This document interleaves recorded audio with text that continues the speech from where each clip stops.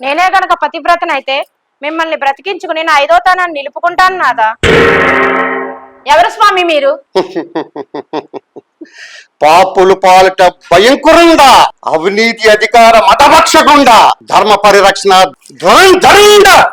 ఏముందా? మీరు యమధర్మరాజు గారా స్వామి? అవును. ఎందుకు వచ్చారు స్వామి? సంక్షేమ పథకాలు ప్రజలకు అందకుండా అక్రమాలకు పాల్పడి అకాల మరణం చెందిన ఈ భర్తను తీసుకుపోవటకు వచ్చి సైడ్కి తప్పుకున్నాము. మహాపతివ్రతనైన నేను బ్రతికొండగా నా భక్తి ప్రాణాలు తీసుకుని పోవటయా? నేను సైడ్కి పోలుగా తప్పోను. మహాప్రతివ్రతవా? అటులైనా మేమెలా నమ్మాలి? దానికి ఏమైనా ప్రూఫ్ ఉన్నదా? నేను పతివ్రతనని ప్రూఫ్ మీకు కావాలి అంతే కదా? అంతే. అటులైనా నేను మహాపతివ్రతను అనడానికి లోపలికి వెళ్లి ప్రూఫ్ తీసుకొచ్చదా? ఈ లోపు నా పతి ప్రాణాలు తీసుకుపోవాలని నాకు ప్రమాణం చేయ. నీ భయం నాకు అర్థమైనది. అటులనే ప్రమాణం చేస్తున్నాను. తొందరగా లోపలికి వెళ్ళి ప్రూఫ్ తీసుకుని రమ్ము. ఇప్పుడే వస్తాను స్వామి.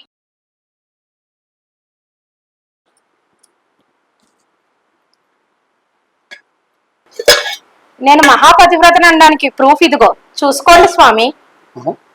ఇది పరమాణం ఉన్నది. అవును స్వామి, ఇది పరమాన్నమే. ఏంటి పరమాణం పతివ్రతకు ప్రూఫా?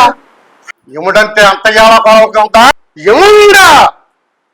కోప్పడకండి స్వామి, ఈ పరమాన్నమే నా పాతివ్రత్యానికి ప్రూఫ్. అదే అడుగుతున్నాను. పతివ్రతకే పరమాణం ప్రూఫా? ఏం మాట్లాడతావు? మతికిన తెలిసిందా? దీన్ని పట్టుకుని చూడండి స్వామి, మీకే తెలుస్తుంది. ఇంత వేడిగా ఉంది. ఎప్పుడు ఉండేవు పరమాణం అమ్మా? వండి వారం రోజులైంది స్వామి. ఏంటి వండి వారం రోజులైందా? అయినా ఇంకా చల్లలేదా? ఇప్పటికైనా నమ్ముతారా నేను ఎంత మహాపతివ్రతనో? వండు వారం అయినా చల్లని పరమాణం నా చేతిలో పెట్టి పతివ్రతనట. నువ్వు పతివ్రతగానమ్మా? నా చేయిగా అవుతుంది. ఇది తీసి మీ ఆయన తినిపించమ్మా.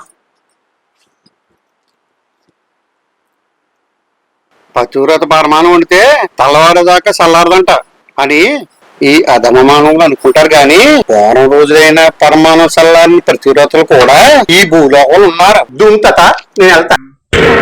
పడుకున్నారా?